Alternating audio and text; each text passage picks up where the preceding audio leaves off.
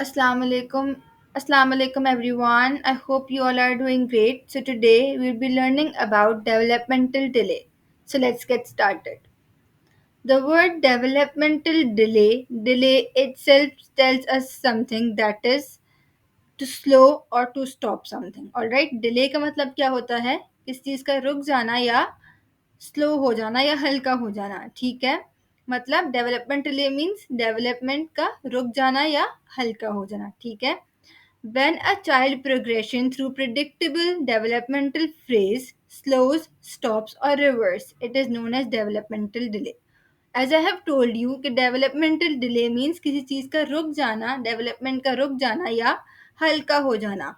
अब वो developmental delay जो होता है वो टेम्परेरी भी हो सकता है और परमानेंट भी हो सकता है। डेवलपमेंटल डिले के हमारे पास कॉजेज़ क्या-क्या होता है? So the first cause that is genetic condition. Genetic condition means कि किसी जेनेटिक डिजीज़ का ट्रांसफ़र हो जाना, किसी जेनेटिक इन्फेक्शन का, किसी जेनेटिक सिंड्रोम का ट्रांसफ़र हो जाना, ठीक है। मतलब जैसे अगर किसी की फैमिली में जो है वो ब्लाइंड बहुत सारे लोग हैं, तो देयर आर चांसेस के इन्फेंट या बच्चा भी जो है वो ब्लाइंड हो, ठीक है। Second is maternal infection. Maternal infection में हमारे पास कौन कौन से होते हैं? मतलब अगर मदर को स्किन इन्फेक्शन हो जाता है तो देयर आर चांसेस के चाइल्ड को भी जो है वो स्किन इन्फेक्शन हो। मैटरनल इन्फेक्शन के अंदर हमारे पास रिबेला और यूटीआई आ जाता है, ठीक है। Third is use of drugs and alcohol during pregnancy. Pregnancy में ज़्यादा यूज़ करना किसी भी दवाई का या अल्कोहल ज़्यादा पीना वो भी बच्चे को नुकसान पहुंचा सकता है, बच्चे की डेवलपमेंट को रोक सकता है, ठीक है। Pre mature and low birth weight. बच्चे का वक्त से पहले पैदा हो जाना, ठीक है, या बच्चे का हेल्दी पैदा नहीं होना, ये बहुत बड़ा कॉज है जो इफेक्ट करता है बच्चे की डेवलपमेंट के ऊपर, ठीक है। Number fifth is nutritional deficiency. Nutritional deficiency means vitamin C की कमी हो जाना, आयरन की डेफिशिएंसी हो जाना, ठीक है, जो किसकी वजह से होती है? कम खाना खाने की वजह से होती है। विटामिन डी की डेफिशिएंसी हो जाना और फिर उसके बाद इसके जो है वो हमारे पास इंजेक्शन वगैरह लगते हैं बच्चों को, ठीक है। Number six is untreated childhood disease. अगर चाइल्डहुड में बच्चे को कोई ऐसी डिजीज हो गई है जो ट्रीट की करवाई जा सकती है लेकिन उसको डिले कर दिया, तो ये भी चाइल्ड की डेवलपमेंट को ऑब्वियसली रोक सकता है, ठीक है। Seven is exposure to poison.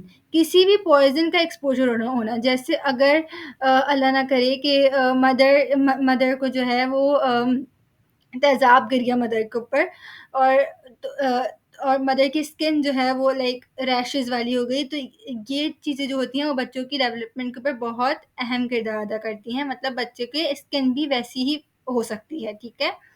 Number 8 is physical and emotional trauma. Physical and emotional trauma is very important क्योंकि क्या होता है कि देयर आर फैमिलीज़ जिनके पेरेंट्स में जो है वो अंडरस्टैंडिंग नहीं है, जिसकी वजह से बच्चों जो है वो हमेशा अपने पेरेंट्स को लड़ता हुआ देखते हैं, ठीक है। तो बच्चा जब अपने पेरेंट्स को लड़ता हुआ दिखेगा तो वो भी अग्रेसिव पैदा होगा, वो भी या तो वो अग्रेसिव पैदा होगा या तो फिर वो गुस्से वाला पैदा होगा, ठीक है। और डरा हुआ पैदा भी हो सकता है क्योंकि उसकी डेवलपमेंट के ऊपर ये चीज़ें असर कर रही हैं। अगर हेल्दी पेरेंट्स होंगे तो बच्चा भी बहुत हेल्दी होगा, ठीक है। So let's move forward.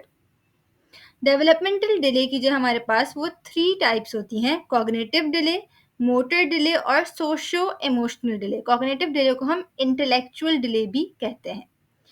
So cognitive delay क्या है? Cognitive means, as I have told you earlier, cognition means thinking and believing. Developmental delay refers to the condition of children whose intellectual function and adaptive behavior are significantly below the expected average of their age. Sorry. Cognitive delay में क्या होता है? Intellectual function means judgements, problem solving, learning जो होती है, ठीक है। और behaviour means daily life activities, ठीक है। अब इसकी एग्जाम्पल मैं आप लोग बताऊंगा तो आप लोगों से ज़्यादा समझ आ जाएगा। Example means language delay, that is articulation problems. Language delay कैसे होती है कि कुछ बच्चे जो होते हैं वो अरे को अड़े बोलते हैं, ठीक है। दिस को थिस बोलते हैं। तो ये जो सारी चीज़ें होती हैं ना, इनको हम आर्टिकुलेशन प्रॉब्लम्स कहते हैं, ठीक है? लर्निंग डिफ़िकल्टीज़ हो सकती हैं, जिसमें हमारे पास डिस्लेक्सिया डायग्नोस हो सकता है, ठीक है? लर्निंग डिफ़िकल्टीज़ के अंदर हमारे पास एक एडीएचडी होता है बच्चों में, जिसकी फुल फॉर्म है attention deficient hyper active being unable to wait. इसमें क्या होता है, बच्चे जो हैं वो वेट नहीं कर पाते, इंटरप्ट करते हैं लोगों की कन्वर्जेशंस को, ठीक है? और क्या कहते हैं, कुछ बोल देते हैं बगैर सोचे समझे, ठीक है? Number second is motor delay. Delay in motor skills interfere with a child's ability to coordinate large muscle grow and smaller muscles such as those in hands. मतलब लार्ज मसल्स हमारे पास कौन कौन से आ जाते हैं, लेग्स एंड आर्म्स आ जाते हैं, ठीक है? इसके अंदर क्या होता है, इसका एग्जांपल क्या है, being late to roll over, मतलब सही से बैठना नहीं, ठीक है? और किसी चीज़ को पकड़ते हुए सही से होल्ड नहीं कर पाना किसी चीज़ को, ठीक है? और इसके अंदर जो है हमारे पास देख नहीं सकते जो बच्चे, वो भी मोटर डिले में आ जाता है। जो बच्चे सुन नहीं सकते, ये भी मोटर डिले में आ जाता है। जो बच्चे बात नहीं कर सकते, ये भी मोटर डिले में चीज़ आ जाती है, जिसके अंदर आपके जो मसल्स होते हैं वो सही तरीके से काम नहीं कर रहे होते, ठीक है? Number third is socio-emotional delay. Socio-emotional delay is very important. So let's read this. May be manifested in how a child interacts with other. They may also affect how a child interprets the emotions of others. मतलब इसके अंदर क्या होता है, बच्चों को जो है वो सोशल एंजाइटी हो जाती है, बच्चे किसी के सामने बोल नहीं पाते, ठीक है? उसके अलावा क्या होता है, रिएक्टिव अटैचमेंट डिसऑर्डर होता है। रिएक्टिव अटैचमेंट डिसऑर्डर में क्या होता है, वो किसी से अपना रिलेशनशिप बिल्ड नहीं कर पाते, किसी को अपनी फीलिंग्स जो है वो शो नहीं कर पाते, किसी को इजहार नहीं कर पाते। तो ये सारी चीज़ें जो होती हैं, ये रिएक्टिव अटैचमेंट डिसऑर्डर में आ जाती हैं, ठीक है? Number third is non verbal learning disorder. Non verbal learning disorder मतलब पॉस्चर, फेशियल एक्सप्रेशन, मतलब आप अब वो अपने पोस्चर को सही नहीं रख पाते, आपको जो है फेशियल एक्सप्रेशन सही से मतलब वाज़े नहीं होते, ठीक है? Number third is social communication disorder. Social communication disorder मतलब बिल्कुल भी कॉन्फिडेंट नहीं होना, क्लास में शाय बैठे रहना, ठीक है? अपना मैसेज सही से कन्वे नहीं करना किसी को। ये सारी चीज़ें जो होती हैं वो सोशियो इमोशनल डिले में आ जाती हैं, जो बच्चे की डेवलपमेंट में बहुत अहम किरदार अदा करते हैं। Being a social emotional delay किसी बच्चे को होना, ये अच्छी बात नहीं है, ये आगे जाके मसला करता है, ठीक है? अब डेवलपमेंटल डिले का क्योर क्या है? इसका जो है cure, sometimes it get cured by itself और sometimes we need to be get treated.